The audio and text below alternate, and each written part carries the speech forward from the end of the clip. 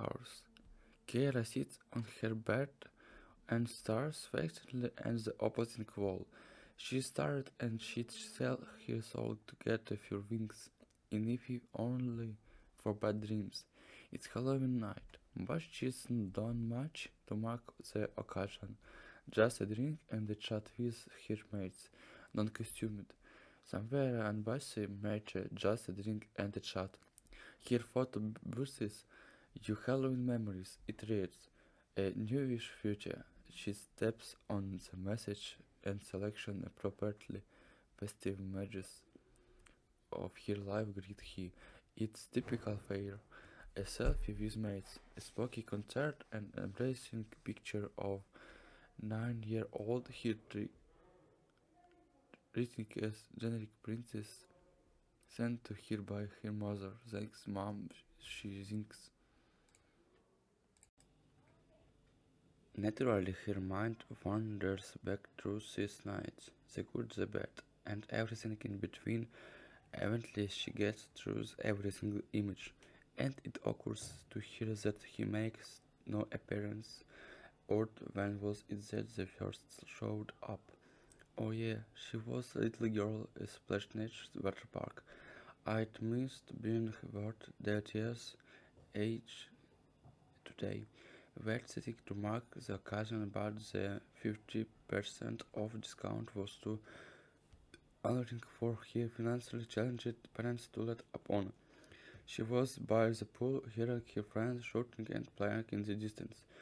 All she wanted was to get and join them, but something about the preservative chlorine stench on the wild motion of the sides on the war-pieced burger and fierce she'd eaten, or perhaps the three combined was making her feel sick, ready to poke sick, with is why she was doubled over on the steps instead, her legs chafing against the raw anti-slip surface. He came and sat next to her. She almost didn't notice at first that with her head placed firmly against her side, and when she did, he gave her a beaten fright. He couldn't have been much older than one of his classmates, but he was taller, grandly, and pale with the years that seemed infinitely wide and deep. Good truth, that was the first time she drew that towards the boy. They talked for a little while. He was more awkward between them.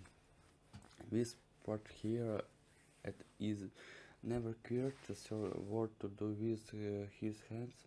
He had a funny voice, short and sickly, combined with his fair complexion. She figured he was afraid. Their topic of conversation ended here, probably something childish and meaningless. He left without saying anything, just as she realized she felt better. Marco. She heard someone yell from not too far away, and she grinned, standing up to participate. The next time was years later at a Halloween birthday party. The host's parents weren't around, so naturally her peers had taken it as a chance to dip their toes into the voices of adulthood with drinking and card games and smooching the night away. Kara found it all a bit disappointing, including the cigarettes she was currently enjoying. She'd not had one since. Truth, she was safe under the confidence of homemade bike sheet. The rain was lashing down, giving her the notion that she ought to head back inside. She would have done so earlier if not for the arrival of a familiar face. He was there again, frankly, a behemoth. By now, Kara had a limited bank 6 foot in her teens, but they made her feel teeny. He had disappeared down and his arms saving loosely by his side. They chatted again, her mermaid themed costume and him in the loose shirt. It was mainly to do with the amount of time that had passed. He seemed reluctant to discuss the present. Too much drink, she remembered drinking, There was some strange comfort in seeing his face again, but the persistence in this tone and pleading manners gave her the words. It was merely just nagging hopeful. She made her excuses and left him there in the cold. No one else had seen him that night. She tried not to think about that. And then the most recent occasion, after many hours spent binge watching YouTube videos, she found that urban exploration was a topic that interested her greatly. It took a while to muster up the courage to find somewhere herself, but when a friend of a friend brushed up the old forgotten still half full dam on the frinks our town, she couldn't resist. It was there that she spent the 31 sub that year alone, claiming her independence armed with a torch, camera, and thick woolen cord. She'd gotten some great snaps once that would win her contest later that year. There was one side that she'd been too surprised to remember to import place, however.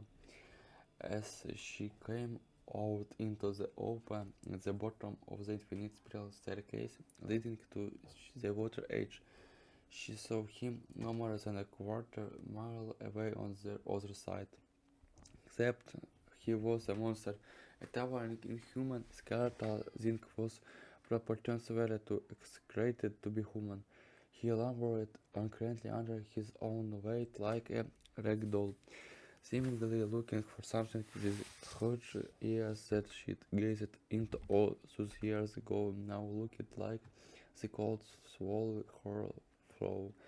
He not aside her, and worse, he began moving towards her. She couldn't take that. She turned and bolted up the steps until she felt like her heart would give out, and then kept running all the way home. He came back trailing behind her when her mother saw her parting at the front door. She told them her mother had given chase. No more lonely trips to the lost places. She couldn't take the chance. Wow, there years later, she watched the old cuckoo clock in the room through the reflection of her bedroom window. She lost truth in the past. She thinks of a lot of things. She thinks about what she missed. She thinks about her house out in the sticks. She thinks about the running stream beyond the forest edge. She thinks about the tree in her garden and how much taller it looks today.